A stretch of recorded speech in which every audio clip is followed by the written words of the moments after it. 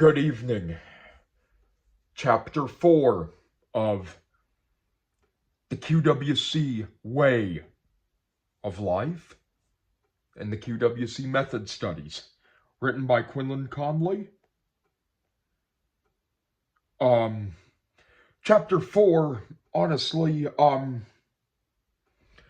this isn't regarding politics, but things may get a little controversial, a tiny bit, and just to tell you, please do not comment. I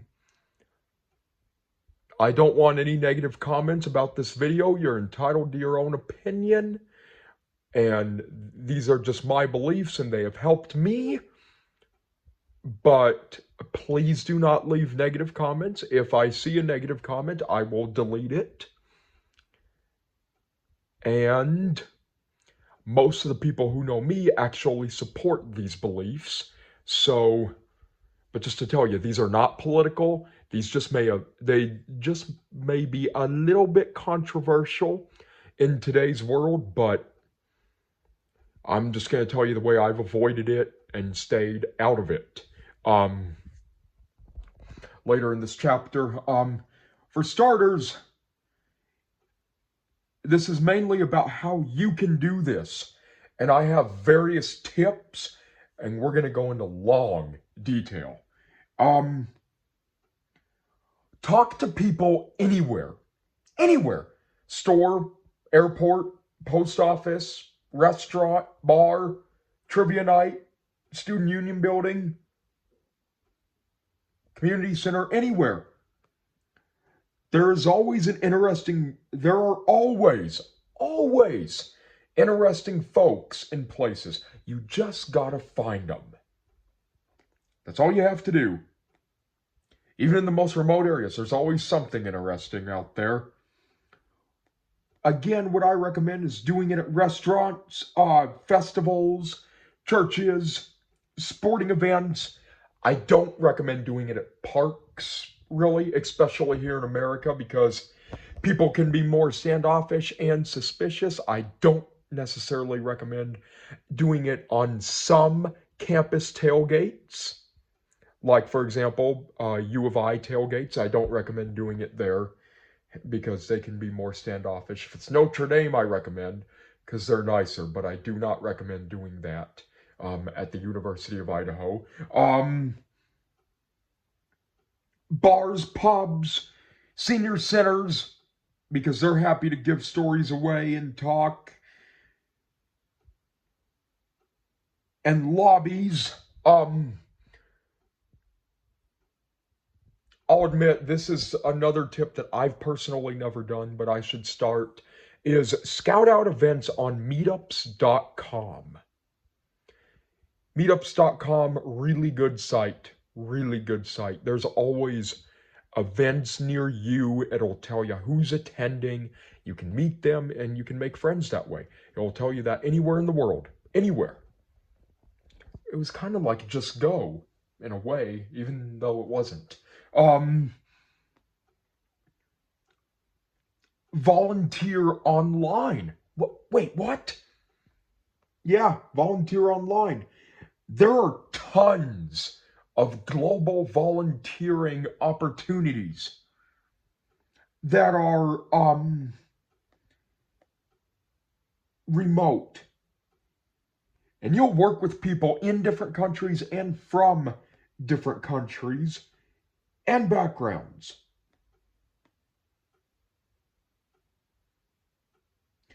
And those connections can turn into real and long-lasting friendships. There's also going to be a couple of little random tips in here too, about other things. Host and or attend events or dinners like the Monday night dinner. I personally don't do that. I attend, I don't host. And most people are just going to attend. They're not going to host. If you're up for it, organize a small international themed dinner or event and invite people from your area.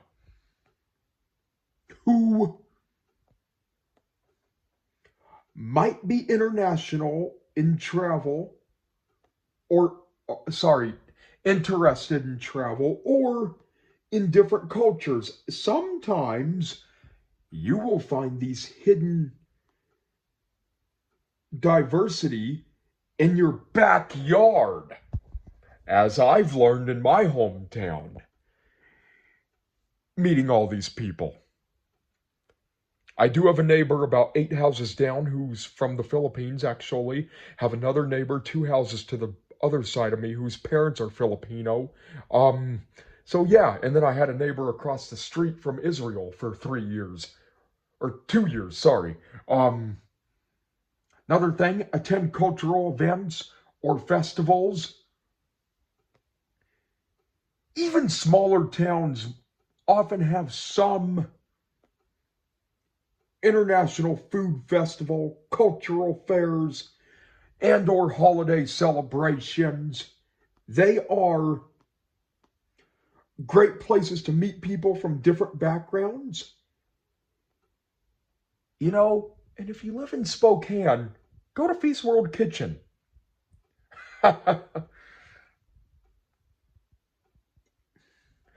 And this is the part that's going to kind of get controversial. And I'm going to start out by saying this.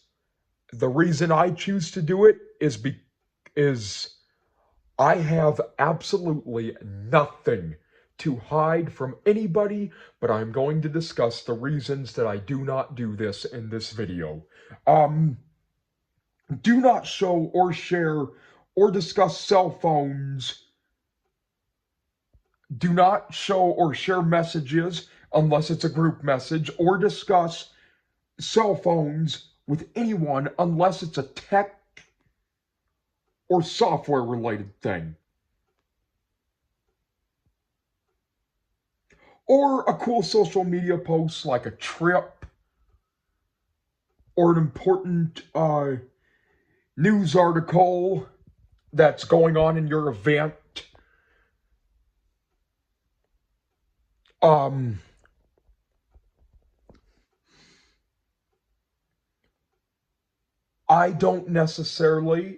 I almost never share anything past that, you know. And you're going to ask why I don't share that. It's for 3 reasons. For a disclaimer, for those who know me personally, I have nothing to hide. I am honest about this, which goes for every video I post about everything. And all interactions, too. Number 1, privacy. Tablets and cell phones,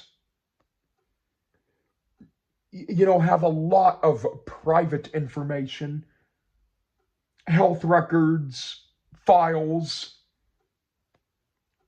documents, credit card information, bank statements, prescription information, addresses, phone numbers, emails, text messages, and recordings.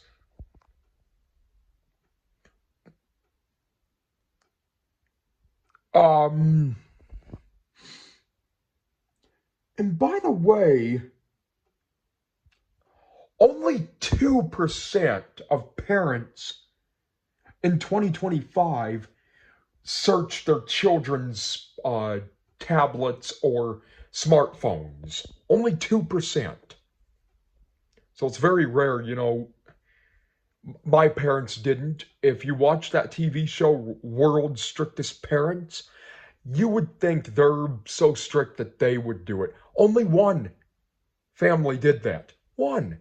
That's it. Just one. And if you've seen that show, you know what one I'm talking about. The Morrison family in Georgia, where the woman runs a teen club.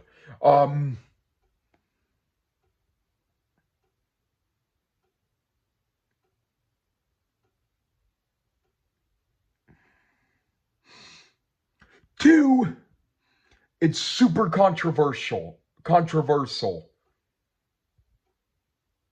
There is a social media ban going on in Australia that a lot of people don't support. There was a violent protest in Nepal, especially by the young generation. There was a big protest when the New Zealand government happened to tried to ban cell phones in schools. And in fact, my friends, Christina, Summer, Tiarni, and them in Australia and New Zealand, they do not support these bans, by the way. Um, they don't support it at all. And I'm just being honest. And again, this belief was shared with consent.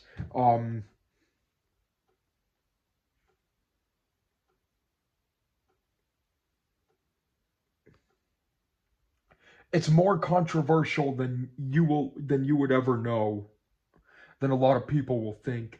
What do I mean by this? Well, when I was in the second semester in sixth grade, my local school district, and there's about probably 20 schools in my school district, made every school play a documentary for the kids on how screens affect teens. Now, what was the name of that documentary? Screenagers.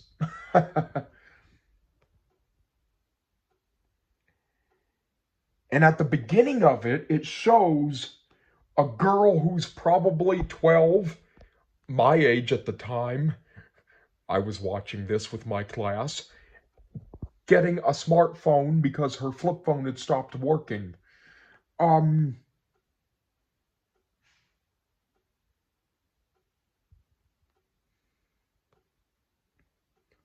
parents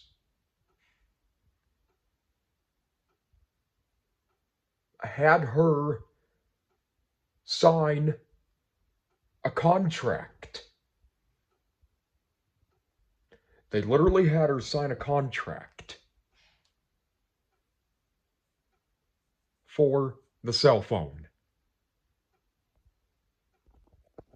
Now, look, I'm not saying that parents can't be involved in what their kids are doing, and I'm not saying we shouldn't educate our children about phone safety or social media safety.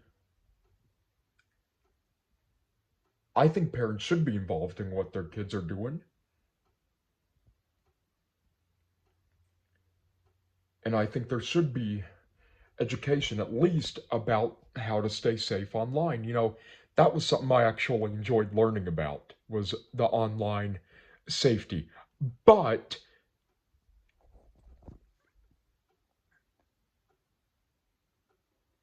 I'm not saying that you can't talk to your children about online safety. I'm not saying, that you can't be involved in that stuff, because you should. I strongly believe you should. Um, I'm just saying, you know, it's personally not something I ever discuss, though, because no need to, and we're talking about it in this chapter right now. After seeing that documentary, and seeing, I do a news run every day except for Sundays, and this is another thing too. It's everywhere. It's even on the news, at least every 10 days. And I'm not blind to the fact that people get hacked, the elderly get scammed. You know, I'm not blind to that stuff. I'm not blind to the fact that there's bullying on social media. What I'm saying is now it's dominating everything in day-to-day interactions. Again, I see it on the news every at least 2 weeks. And, you know, we were fine not discussing it. After seeing that documentary, as a boy at 12, I had a pretty smart vocabulary and way of doing things. Um, and I knew that this didn't seem to even faze kids. Seeing this documentary, it didn't seem to even faze children, which is a reason that I think just playing that documentary was a waste of a Friday, of a school day. I literally said to myself, I vividly remember saying this. I said, you know what? I'm not going to share my cell phone information anymore. I have a big flip phone collection in my bedroom. I almost gave up collecting flip phones after that. I just said, you know what? I'm not going to talk about these things anymore. And I've stood pretty firmly over that over the past 7 years.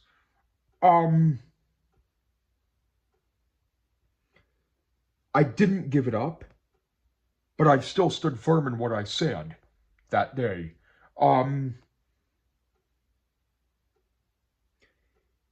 Think about it. Teachers lost a full shift playing a documentary that likely won't even faze kids.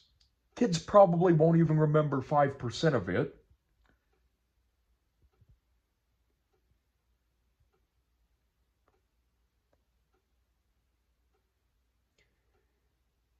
And they lost this time where they could be studying and or preparing for a test, teaching them math, science, English, history, social studies.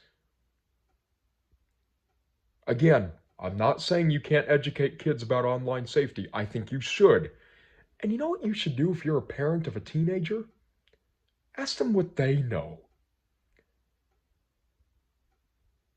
Say to Junior or Juniorette, what do you know about the dangers of the internet? Because honestly, you're going to think you know a lot, but then when your kid tells you what they know, you're going to feel all the way at the bottom of the pyramid. Trust me.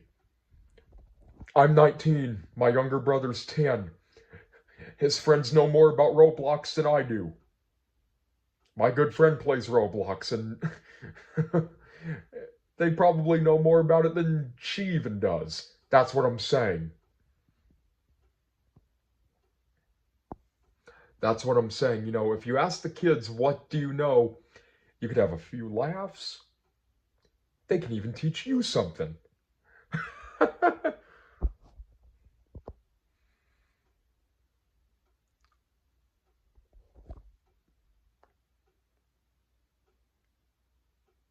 um, Number 3, it's ruined a lot of things. And I stated it before, I do a news run every day and I see something regarding a cell phone or a social media platform that's not good at least every 2 weeks. Look, I'm not saying we shouldn't educate our kids as parents and teachers about, the dangers of phones and technology or social media. What I'm saying is, it does not need to dominate everything. It doesn't. It really doesn't.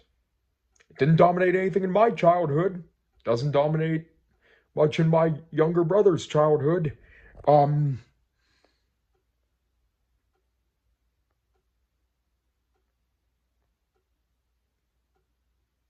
Think about it. The workplace. They have to get rid of employees because they're spending too much time on their phone. They're checking interviewees' social media before hiring them. The news is always showing this stuff.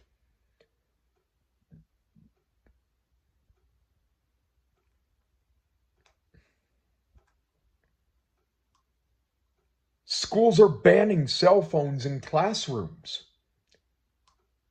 Kids are more hooked on their phones.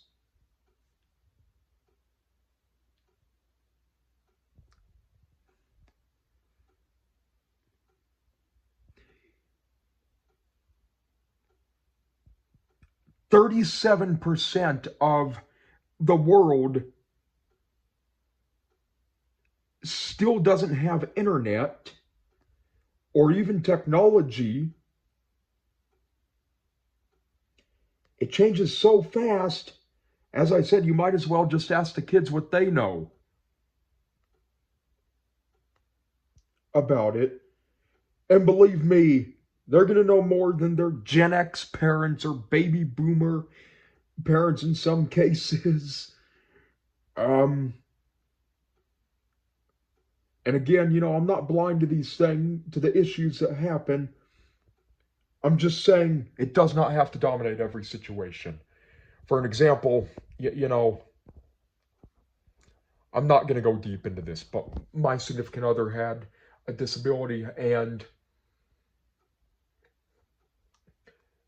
wasn't necessarily bad, but she texted a lot, and sometimes she wasn't always aware that she was texting a lot. A lot of things regarding our relationship before we broke up, not necessarily in front of her, but when she was brought up outside of that, revolved around the texting, the cell phone. No, I'm not doing that. No. And I said it when people brought it up. We don't talk about that stuff in this family. Even though we did plenty of stuff together, it revolved very strongly around texting, cell phones, all that.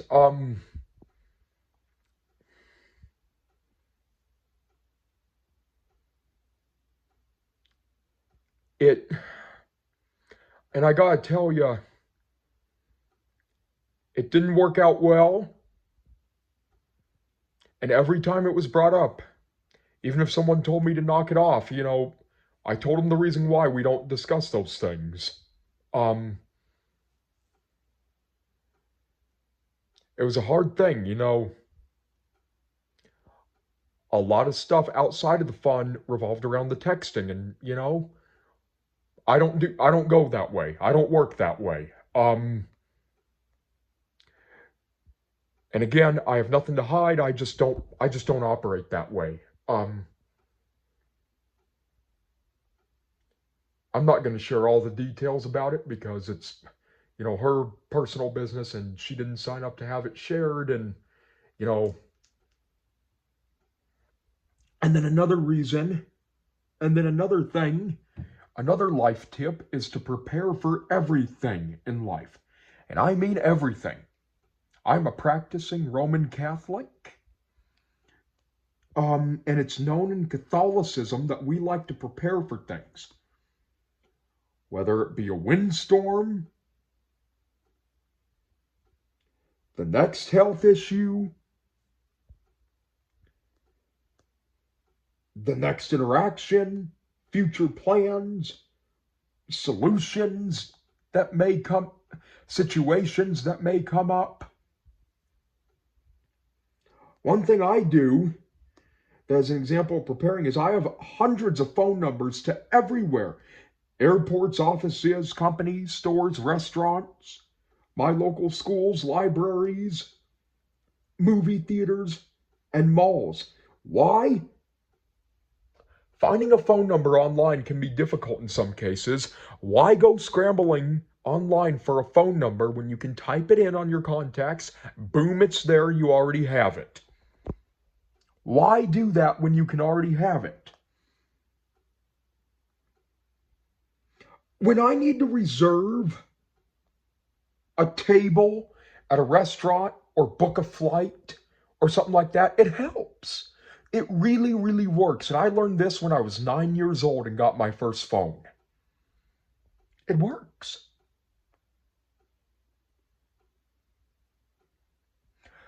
Another good tip, and these are just kind of random tips I'm throwing around, collect cool things. Travel stamps, coins, old video games, old VHS tapes of Thomas the Train. It does not have to be a board game cabinet or a love of trains. That's just my passion, which is one of many things you can do. My good friend's brother, he likes to know people's age and birthday like I do, has the same mission as me. He's more passionate about soccer than he is about trains. And he likes to play it, all that stuff. When on a road trip, because I've done a lot of road trips, especially to Montana and Washington, I've done a lot of them. I did a cross-country road trip at the age of 4 years old. I don't necessarily want to do another cross-country road trip, but scout out the little things, the little things. Cool restaurants, hidden gems. For an example, the only Tongan restaurant in the United States in Daly City, California, Japantown, stuff like that. The Iowa 80 truck stop in a small town called Walcott. It has 24 showers, 5 restaurants, 2 arcades, a gift shop, a barber shop, dentist, a laundromat, lounge, a movie theater, and a TV room. Truckers will often have more shower coupons than they need. And this isn't something that I've actually done, but in the event that you don't have an RV and you live in your car, whether you have to move into your car or you want to, I've met people that want to, and that's what they've done their whole life. I've actually met people who got out of the military or National Guard. They don't like being in one place for a long time. They move into their car. Go to a truck stop and ask around for a shower coupon. Truckers will normally have more than they need, and they are more than happy to give some away. Unfortunately, there's only one truck stop where I live, and it's all the way on the other side of town. I wish there was another one. I would like it if we had one. Another thing, Walmart still allows RVs and cars to park in their lots overnight. They still allow that. Not every Walmart, but a lot of them still do.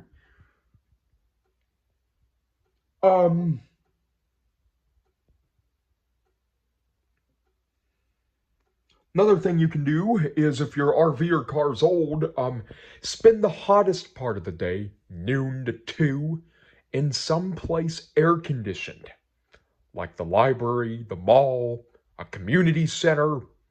Hey, you can make a few new friends that way.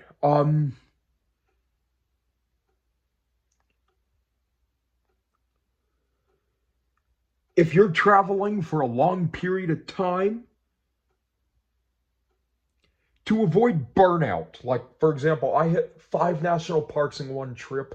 I'm pretty much done with the national parks. My plate is full. My plate's full. I have one national park that I want to see. It's the Wright Brothers one. Other than that, my plate is full. To my throat full. Burnout. I got burned out because went one after the other after the other. People do it on cruises too. Every 4th day, don't have anything planned. Anything at all. Every 4th or 5th day. And I included 5th because of flexibility and stuff like that. Have that as a day where you don't do anything and don't have plans. Of course you can go out and, have a drink at the pub, ride a line on the subway, all that. It helps you avoid burnout. You know what I mean? Because I don't necessarily like going that fast. I don't like it. A lot of my friends are the same way. I do have some, though, that can go and go and go and go and go. But I just can't do that.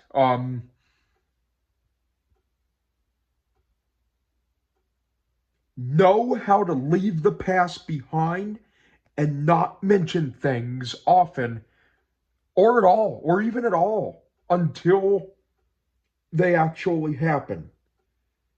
As unrealistic as it sounds, it's worked for me and my friends regarding many different things, including high school graduation, end of semester, finals, all that stuff. all that. Did our parents and teachers necessarily agree with it? Probably not, especially parents. But hey, that's the way the world is. And then that leads me to my next point. Pick your battles and what to discuss. Everything doesn't need to be discussed. If a behavior somebody has only shown less than 10 times, even if it's a kid who's like on the spectrum or something, don't talk to them about it. See how often it's happened. I can admit it's happened to me a couple times for things that I've probably only done 3 times in the past 10 years. Don't do that. And also, if you have a disabled kid, try not to treat them like they have a disability. Treat them just as they would be treated in any other society, which is what I do. Be knowledgeable, or at least try to be. When interacting with refugees, especially ones from the Ukraine, Sudan, the Congo, Afghanistan, Yemen, Venezuela, and Burma, amongst others. Whenever I meet a refugee from one of these places, no matter what situation I'm in, I do it without any exception, whether it be on the phone, online, or in person. I always will tell them, hey man, or hey, I'm really sorry about what's going on in your beloved nation. I'm really sorry about what's going on in your country. I love and support your beautiful country. Never have I had a bad experience doing this. Never has anyone gotten suspicious of me when I do this. There are people who get paranoid to say that because they worry. Maybe their family works for an organization or supports what's going on. No, nobody likes or wants war. Yes, there's people that may support the Taliban, but there's more that don't. In fact, to get business hours on our local Afghan restaurant that opened last year, I told this to the man on the other line. He was from Afghanistan. He tells me this: "Thank you so much, sir. You just made my day."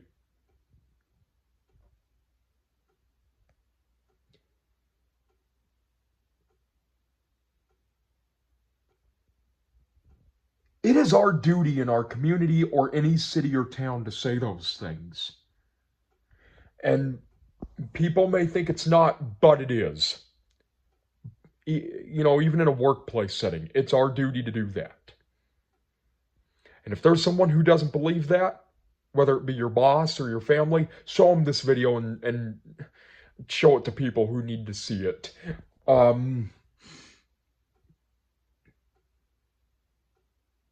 Form good friendships, but don't jump into things too quickly or without knowing, or at least try not to. I'll tell you, I'm really, most of my classmates have never really been to my house. Some have, even a lot of the ones I know well haven't.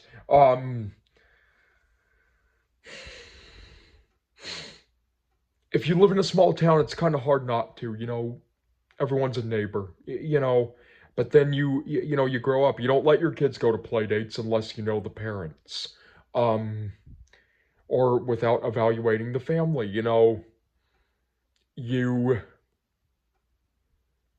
especially in America, you're not just gonna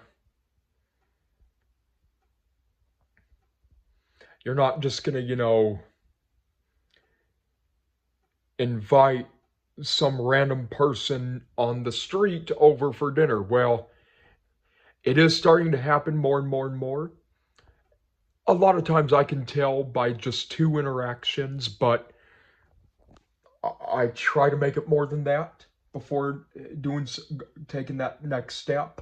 For an example, I'll admit I've done this at least twice. Um, one of which involved, um,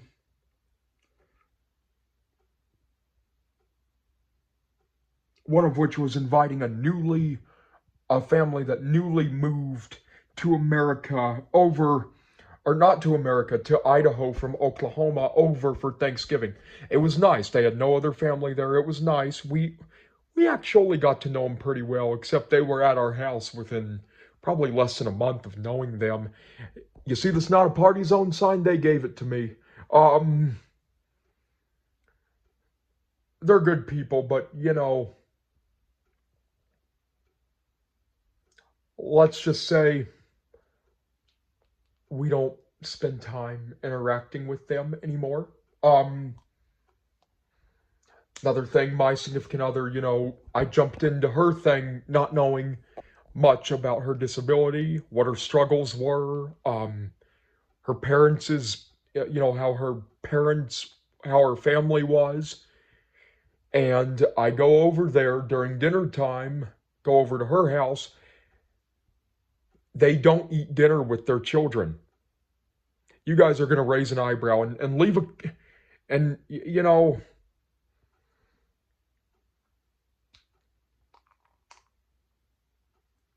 their kids would eat dinner. They would sit around the table, eat. They would get up. Once they finished their food, they would get up, take their plates off. Their parents would sit at the table separately after the kids left. That is something I have never seen before, and I've met a lot of families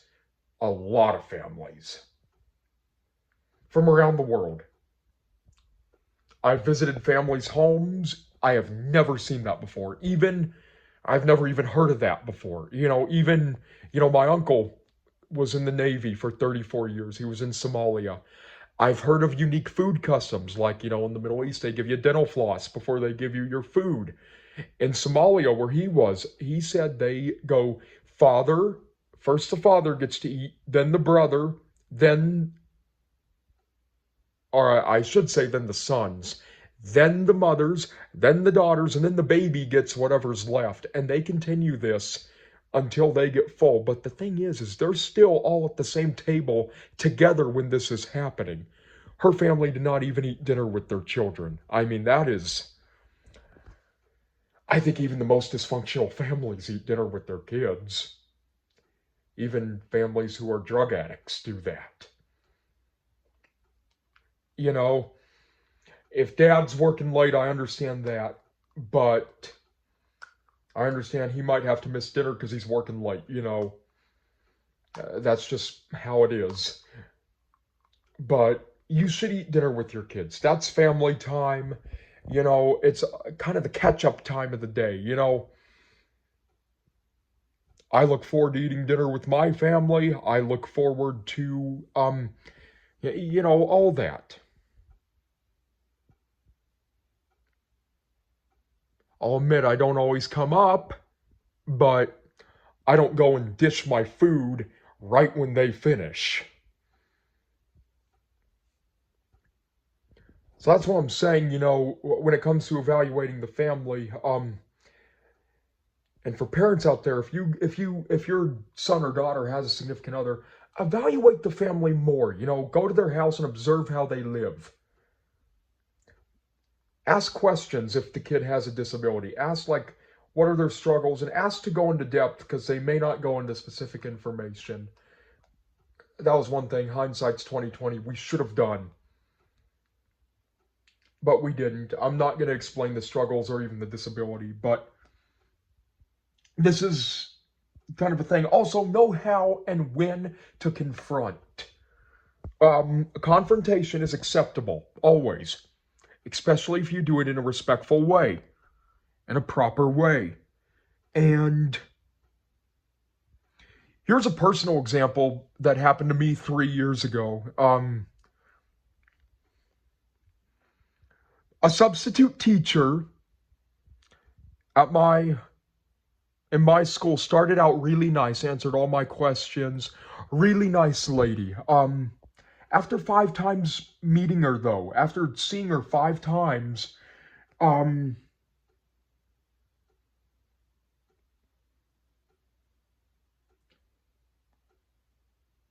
she turned standoffish and rude and slowly started backing off.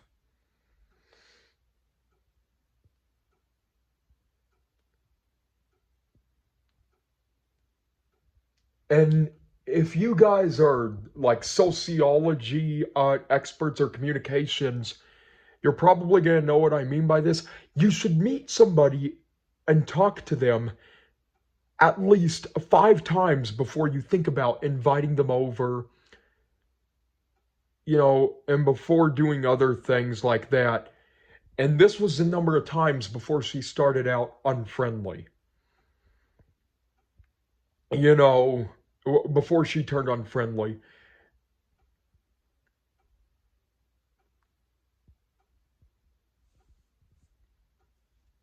The same number of times where you should meet somebody before you ask them to do something with you. Um,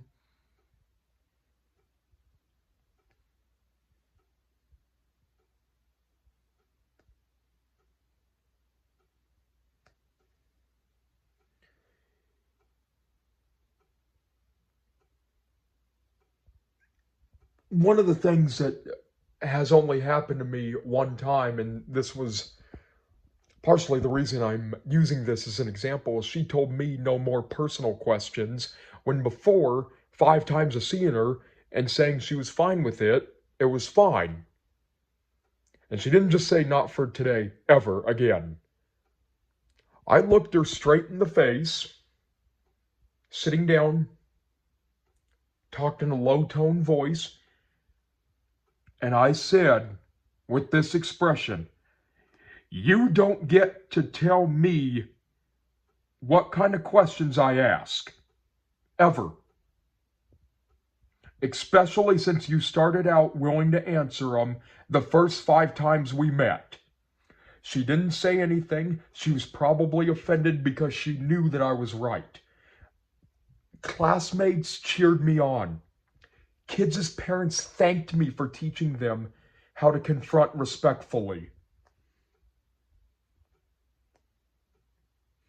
Now, yes, legally she is allowed to say that. She doesn't have to answer the questions. She doesn't have to like it. But there's a lot of things we're allowed to say. There's a lot of things we don't have to do. There's a lot of things we're allowed to do, especially living in the United States. But does that make it respectful? No. Could it get you confronted? Yes. The reason I confronted her was because of, her starting out friendly, and in the community that this took place in, it was close knit, and we don't we don't act that way under any circumstances. Somebody, if I ran the Treehouse Club, I would kick some. If someone did that in the Treehouse Club, if I was Cooper Collins, I'd kick him out. I wouldn't even give him a warning. I'd kick him out. I would literally kick him out of club.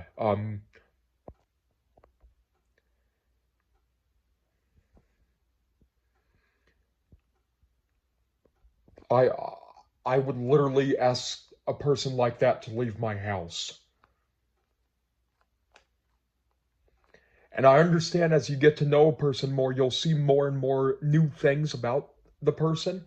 So saying know your audience is kind of unrealistic because you're never going to fully know your audience. Um,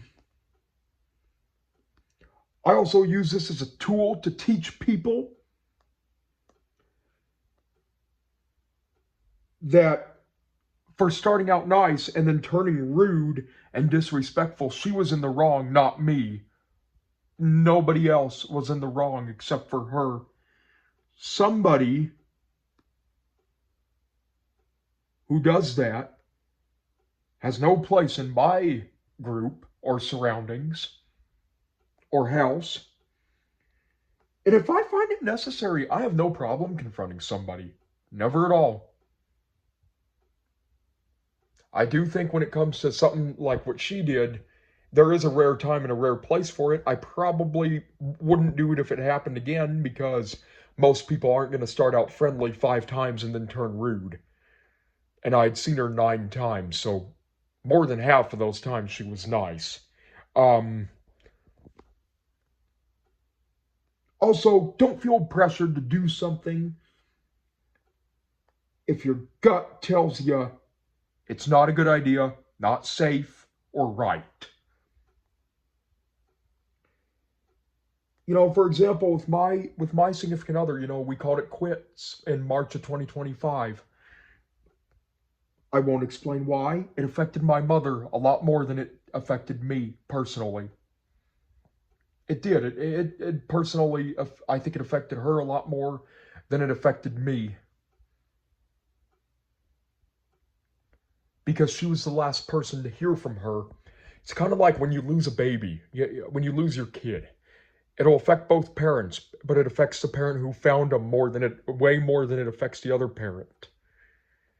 My great uncle passed away from an aneurysm at 36. My great grandfather found him. It affected him a lot more than it affected my great grandmother because he was the one who found him. My cousin lost a rabbit. It affected her a lot more than it affected her family because she was the one who found him. Um,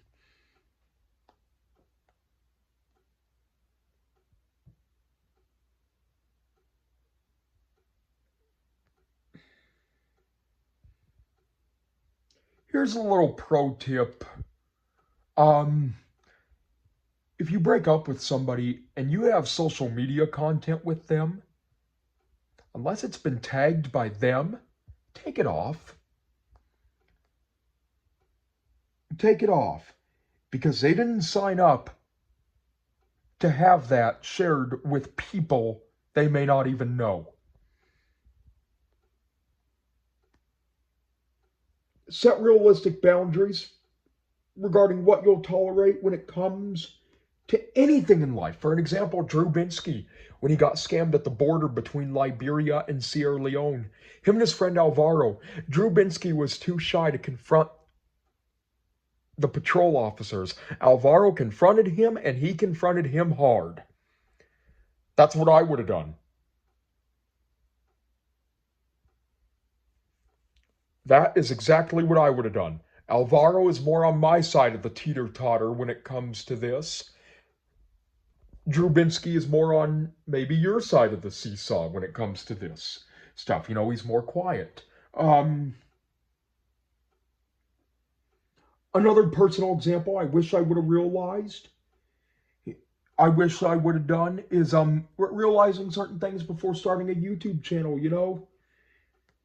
I didn't know that you didn't have a way to see who follows you. It's not like Facebook where you see your Facebook friends. You know,